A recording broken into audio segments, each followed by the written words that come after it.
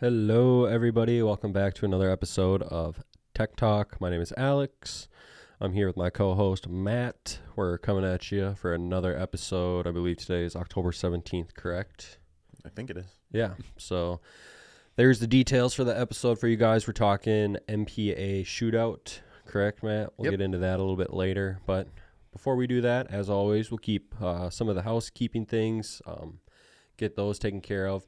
We'd just like to say thank you guys so much for continuing to subscribe to the YouTube channel. That sub count keeps continuing to grow up, and we just want to remind everyone at 2,000 subscribers, we'll be giving away 2 sets of dies to 2 of those subscribers. So make sure that if you haven't already, like and subscribe to the YouTube channel. We did just have a couple new pieces of content drop at the end of last week, featuring our boy Matt over here. He went out and attempted to make a 1,000-yard shot 3 times in a row with the 701 build, the rifle that you guys we talked about on the pod 2 or 3 weeks ago. So if you're curious to see if Matt was able to accomplish that feat, go over to the YouTube channel, leave a comment, like, subscribe if you guys like the content. It helps us know which direction to go when making videos. So if you guys like it, let us know. We love hearing from you.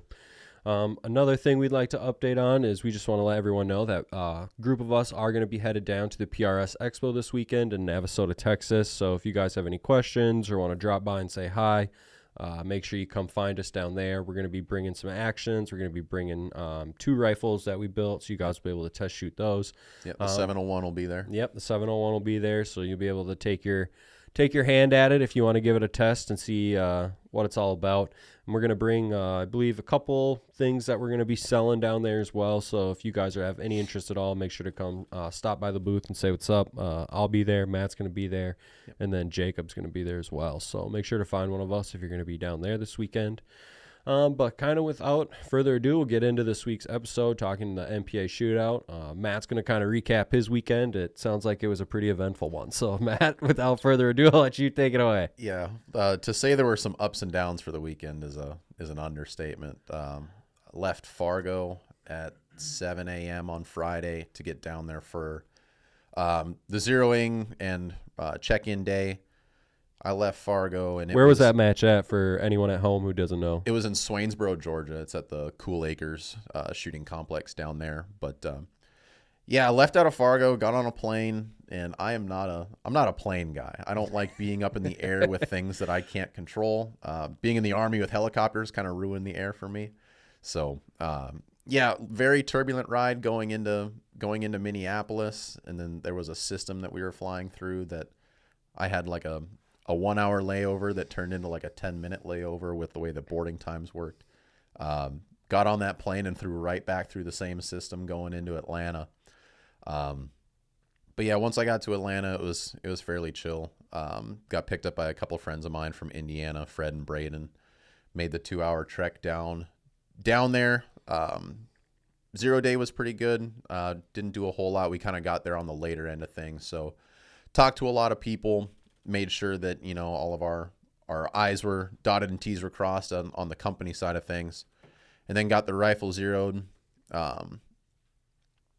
For day one started out pretty well. The match overall was a good match.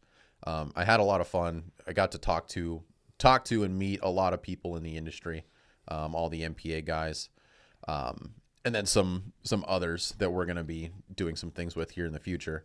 But the match itself was a well-run match. The course of fire was solid. I had some equipment issues on day one that put me way too far down in the pack to really do anything. I had a little bit of fun with the PRS barricade because I knew I didn't really have a whole lot of a shot doing very well in the match. So I thought I'd try to drive it until the wheels fell off on the PRS barricade, but I don't know, that one didn't go my way either. So, but it was a good match, meeting a lot of people, seeing a lot of people, and then helping people. We had a few guys in our squad we had one guy with some trigger issues that, I think on the back end we got helped out, and then just generally seeing people. It's fun going to these matches and seeing the level of shooters in different areas of the country. Seeing this was the last match before the finale.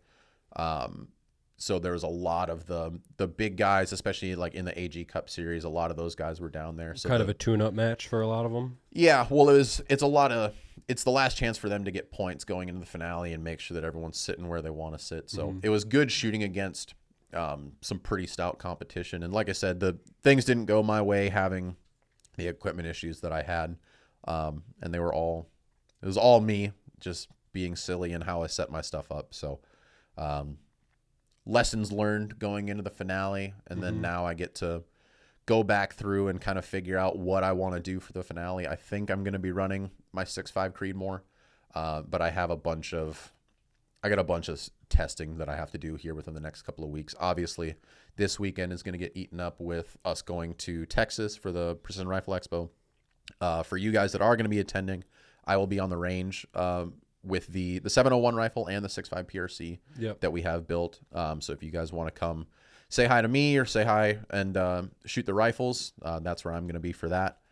A big thing that I didn't realize was going through airport security with a gun. I've done it once or twice before, but I think a lot of people that have flown for these matches have kind of known that your rear bag is a hot ticket item for TSA apparently. Really? And yeah, I checked my rifle. That was no problem. For you guys that haven't done it, it's super easy to check a rifle. You bring it out in, of the make case, sure show that everyone. it's well. Oh, I'm kidding. Let me to the front. You bring it in. Obviously, it has to be locked according to TSA's regulations. As long as it has a lock point, you just have to lock it. But yeah, once I had that declared, you sign the little declaration thing, put that in there, and that's it. It gets I'm pretty sure it gets they lock checked her like down a and yeah, let it her gets go. checked like a normal bag. But I made weight on everything. But the only way to make weight going down there, because I still had all my ammo, was I had to take my rear bag and put it in my carry-on. Oh yeah. So that goes through the scanner, and I knew immediately it was going to get stopped because they see this big thing, this big dark thing in a bag, and it goes over, and the guy's standing there, and I was like, hey man, if it's gonna, like, he has to swab it, and I'm like, hey, it's probably gonna show explosive residue, just letting you know. And sure enough, it did. So he's like, what is it? And I'm like, well, it's a rear bag. It's got playground sand in it. Like, I know you're gonna test the inside. It's gonna be playground sand. So he was sitting there doing that, and he seemed like he was kind of one of the newer guys because he had a supervisor come over, and this guy was walking him through how to do it. And I'm sitting there looking at my watch, like, man, I got a flight to catch. But it's a good thing to show up early if that's how you're going to do it. And I did show up well enough in time. But yeah, the supervisor guy was like, hey, we've tested this thing 3 times. It shows explosive residue. I'm like, yeah, it's gonna. He's like, we're going to have to do like the full body pat down and all that kind of nonsense. He's like, do you want to do it here? Do you want to do it in the back? And I was like, dude, I'm a normal person. I made it through everything else just fine. Like, you can do it here. But yeah, if you guys are flying to matches, your rifle and your ammo, make sure that they're, packaged according to how TSA wants you to do it. And then if you are going to have your rear bags in your carry-ons, make sure you show up with plenty of bumper considerable amount of time on the some front bumper end. space there. Yeah. And that was the thing. Coming back, I didn't have... Threw it in the check bag? I threw it in the check bag because all the ammo was gone, so I figured I would make weight, and I was right. But yeah, trying to get out of Atlanta... Did they rip through your bag then? No. They scanned it normally, however they scan bigger bags. But yeah, trying to get through Atlanta security at 8 o'clock at night with like 2,000 people in line in front of you. I showed up to that flight 2.5 hours early, and I still was like getting to my plane as the door closed. That's crazy. Yeah, especially if you guys are flying through like some of those bigger airports. The international ones. Yeah, make sure that you've got way more than enough time. And whatever time you think of, like, add another third to that. Yeah, it's not enough. Particularly LA, JFK, LaGuardia, and Denver, I think, are like the Dallas, 4. Fort Worth. Yeah, is Dallas, Fort one. Worth. That's another Chicago's big one. a bad one. Yeah. So, yeah, I don't know. It was one of those things where I planned where I was like, my flight's leaving at 8. I board at like, 7:30. If I get here at 5:30, I should be fine. And It is kind of a rush, though. I was that close. Tell me it's not kind of a rush. Like getting right to the door. That's not a rush that I You're like running a little bit, like a slight jog. You're like, I'm going to make it. I think. Oh, no, I was sprinting. I sprinted. And then I had to do one of those silly little train things. Rail, do you think we can email them and get the security footage of that? Because I think that'd be pretty funny to watch Matt sprinting through the airport. Hey, I'm a fast boy. I got them legs for it. No, it was weird. And it was just like there was no rhyme or reason to the lines and security. And I don't know, people that have, I mean, you fly anywhere. Yeah. You know how that goes. Yeah. And it was dumb. Thank God I never have to go to Atlanta again. But yeah, that's what you say now. Now watch, we're gonna have something pop up. Be like, actually, we gotta go to Atlanta 3 more times this year. yeah, Jake will take my spot. Yeah, there we go. No, so it sounds like maybe it didn't have the best performance on the weekend due to the equipment failure, but had a great time. I'm assuming. What was the turnout like? Was there a lot of guys down there? A lot of shooters? I think there was 100 somewhere between 130 and 150 shooters. Wow, yeah. It's a really nice turnout. Yeah, I didn't check that far down, but I'm pretty sure that's what it ended up being. Cal Harmon ended up winning it, so congrats to Cal. He's one of the AMU guys. I think he has 2 back-to-back wins now because he won the gap grind a couple weeks ago. Oh, too. nice. So, that's another big match too. Yeah. So no, it was good seeing a lot of friends that familiar faces, new faces, and then the big thing was just like I said, being able to help the couple guys that either were having issues or obviously I was having issues, so I had to try to help myself in there too. But no, it was good, just hanging out with the boys and getting to shoot guns all weekend. And it's nice to do it for work when the company says go shoot a match. That always helps, like, doesn't it? Oh yeah, no, twist my arm. Yeah, no, I hear you. So yeah, we're excited about that. We're excited about this upcoming weekend. We really hope to see you guys turn out. Rael, do we have any questions coming in from the chat or anything? No, not today. Well, guys, we just want to remind you, too, we were going to keep this one a little short this week, being as that we do have a busy schedule kind of getting ready for everything. We have a lot of stuff to prepare around here and get in. So we just want to remind everyone that, the office itself might be a little short-staffed this week. So if you're calling in or trying to get a hold of people, just know that we are going to be doing our best to be checking our emails and phones and that kind of thing while we are gone. But bear with us a little bit. Another thing I wanted to mention, I almost forgot.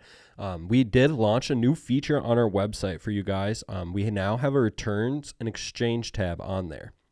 Now, the way that this tab works is it only works on orders placed online. So if you guys do want to return an item, I highly suggest you order it through the website just due to the fact that it'll make this return process or exchange process much simpler. Granted, you're not required to do that, but we do ask that you do place your orders via the website. So, but the return and exchange process will be super easy. If you do ever have an issue with an item, you can log into your account, go to the returns and exchange tab, and it'll walk you right through the entire process of how to complete a return and exchange. This is going to be the new standard moving forward. So if you guys are placing your orders online, if you do have any kind of issue at all, feel free. You can still reach out to us. Of course, we'll always answer those questions, but you can do it relatively easily, and it'll walk you through all the steps if you just follow the returns and exchange tab on our website, which is bulletcentral.com.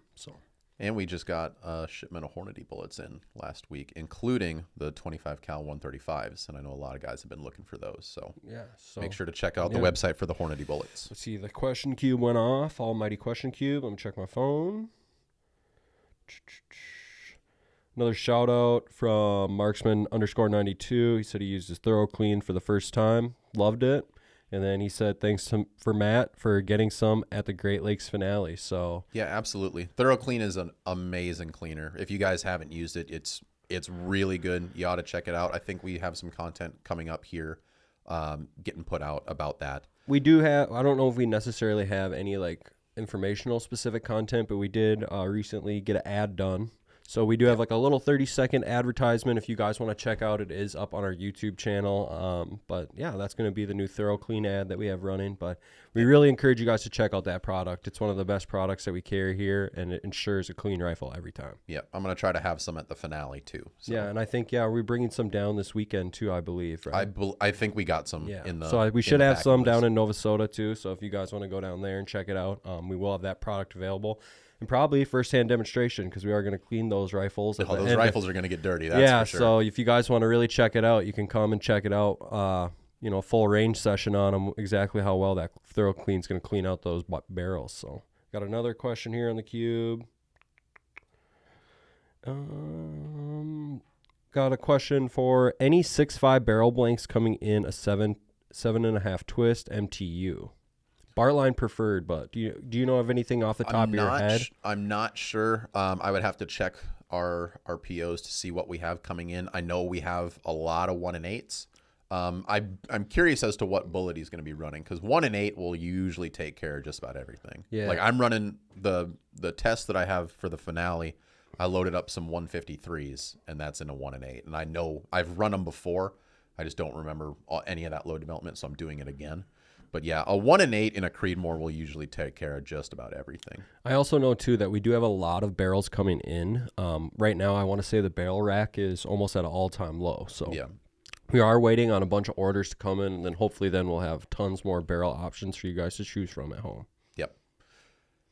Any other questions from the chat? Otherwise, I think we are going to go get ready for this weekend, kind of put the finishing touches on some things, and then get ready to see some of you folks down there in Texas. We're going to get out of the... Actually, it's supposed to be gorgeous this week in Fargo. It's supposed to be like 70 degrees and sunny, and it's going to be 90 in College Station or Nova Soda. So, yeah, you guys have to... My engine runs hot. I'm not hyped about it. Yeah, but turn the heat down there, boys. Yeah, put some ice in the lakes.